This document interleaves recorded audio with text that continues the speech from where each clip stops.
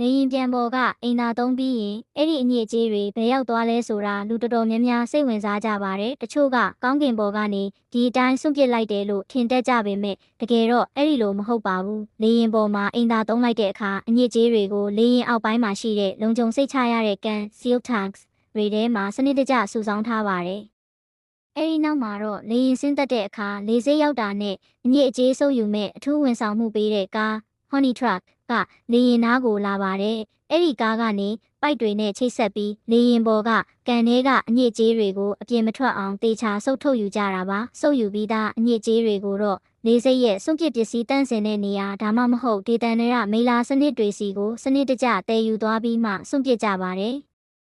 ဒီလုပ်ငန်းစဉ်တစ်ခုလုံးကအရန်ကိုတန်ရှင်းသက်ရက်ပြီးဘေးကင်းလုံခြုံမှုဆိုင်ရာစီးမြင်တွေကိုတိတိကျကျလိုက်နာပြီးမှလှုပ်ဆောင်တာဖြစ်လို့ပတ်ဝန်းကျင်ကိုထိခိုက်မှုမရှိအောင်ထိန်းသိမ်းထားတာဖြစ်ပါတယ်။